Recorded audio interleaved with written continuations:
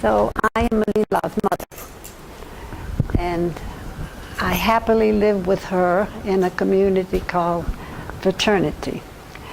But if it hadn't been for my daughter, Lila, I'm sure I would have never ended up here. And this has been the best thing that's happened in my life. But when I came in 1977 for the first time, I was frankly very amazed at how these young people were so dedicated to the idea of Sri Aurobindo and the mother, and how hard they worked. And I mean, I remember we had very little money, very little water to take a bath, and I thought, oh my God, in this heat, these poor people with no water, and I admired them so much. And so I came very often because I was very attracted to this place and the people I met and the beauty of the surroundings, but shocked at how difficult it was to live here after living in Europe and America, where everything was so easy as far as comfort and so forth. Anyway, because of my business in America, I couldn't come except, a yearly visit. But I knew that someday, when I could get rid of the business and all of that I would come to live here. And so I was working very hard in a project in Florida, and a big housing development. And it seemed devastating at the time, but the business failed. And we lost the business, we lost our home, we lost really everything. And it was devastating. Turned out to be the best thing that ever happened to me. So my husband said, well, we would go to Pensacola, Florida, because he was trying to find another business there. And I was so sad, and Lila said, Mother, don't worry. In Pensacola, Florida, is an outstanding Sri Aurobindo Center run by Rand Hicks, who just changed my life. And his house was turned into a little ashram, and he had a separate meditation room and he even had a relic of Sri Aurobindo. But his whole house was filled with books, all the mothers and Sri Aurobindo's books. And of course, I wasn't working then. After working so hard all my life, I finally had time to pursue a real study of their works.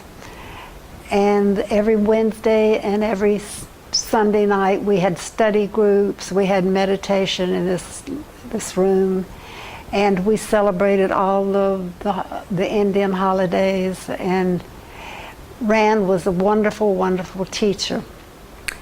So if it hadn't been for that, that just made it easy, and it made me, very anxious to get to live in Auroville now that I didn't have to work.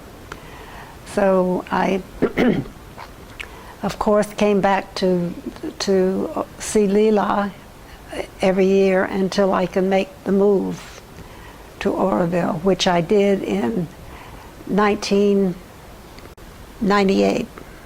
Yeah, I moved here and applied to the intergroup that I wanted to be an Aurovillian. But even then, I felt that Auroville was the most important place on earth.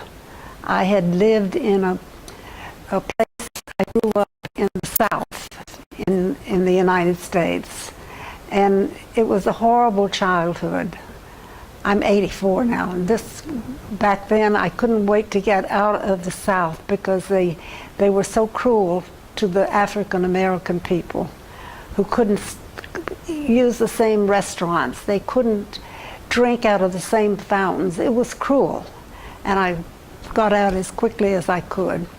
And it made me appreciate what Auroville meant to the world, that it was a place where people could love each other and be tolerant of each other. And I was very enthusiastic. But the thing that interested me in planning my life here was I wanted to work in archives. And I wanted to work with Krishna Tiwari because everybody knew him, and he was doing a fabulous job with keeping up with things. And so that was my plan. So in 1999, I became an Aurovillian, and but I first needed to study more. So I studied with Shraddhavan at the Savitri Bhavan, and I was doing some oral histories for the archives, and that was very interesting. But and I also wanted to, well, now my mind is going, I get excited.